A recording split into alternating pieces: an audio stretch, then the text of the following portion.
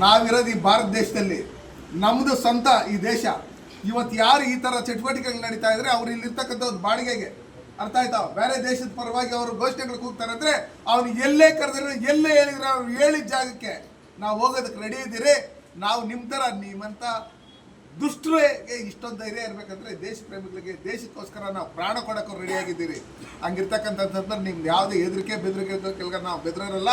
ನೀವು ಏನೇ ಸವಾಲುಗಳು ಹಾಕಿದ್ರೂ ಅದನ್ನು ನಾವು ಎದುರಿಸೋದಕ್ಕೆ ನಾವು ರೆಡಿಯಾಗಿದ್ದೀರಿ. ನೀವೆಲ್ಲೇ ಕರೆದನ್ನು ಅಲ್ಲಿ ಬರೋದಕ್ಕೆ ನಾವು ರೆಡಿಯಾಗಿದ್ದೀರಿ. ನೀವು ರೆಡಿಯಾಗಿದ್ದೀರಾ ಅನ್ನೋ ಲೆಕ್ಕಾಚಾರದಲ್ಲಿ ನೀವು ಇವತ್ತೇನು ತಪ್ಪುಗಳನ್ನು ಮಾಡ್ತಾ ಇದ್ದೀರಿ, ನಿಮಗೆ ಕೂಡಲೇ ನಿಮ್ಮ ಮೇಲೆ ಕೇಸ್ ಬುಕ್ ಮಾಡಿ ನಿಮ್ಮನ್ನು ಅರೆಸ್ಟ್ ಮಾಡಿಲ್ಲ ಅಂದರೆ ಮುಂದಿನ ದಿನದಲ್ಲಿ ಇದೇ ಕ್ಲಾಕ್ ಟವರಲ್ಲಿ ಹೋಗಿ ನಾನು ಭಾರತ ಧ್ವಜವನ್ನು ಇಟ್ಕೊಂಡು ಈ ದೇಶ ದ್ರೋಹಿಗಳನ್ನು ಗಡಿಪಾರು ಮಾಡಬೇಕು ಅಂತೇಳಿ ನಾನು ಹೋರಾಟವನ್ನು ನಮ್ಮ ಎಲ್ಲ ದೇಶ ಭಕ್ತರನ್ನ ಜೊತೆಲಿ ಕರ್ಕೊಂಡೋಗಿ ಹೋರಾಟನ ಮಾಡ್ತೀನಿ.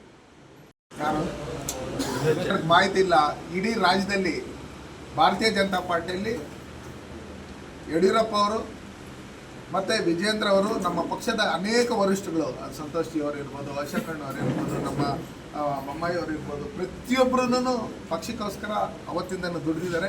ಪಕ್ಷ ಏನು ಹೈಕಮಾಂಡ್ ತೀರ್ಮಾನ ಮಾಡಿ ಒಬ್ಬರಿಗೆ ರಾಜ್ಯಾಧ್ಯಕ್ಷರು ಮಾಡಿದ್ದಾರೆ, ಅವರ ನೇತೃತ್ವದಲ್ಲಿ, ಎಲ್ಲ ನಾಯಕರ ನೇತೃತ್ವದಲ್ಲಿ ನಾವು ಇವತ್ತು ಕೆಲಸ ಮಾಡ್ತಾ ಇದ್ದೀವಿ.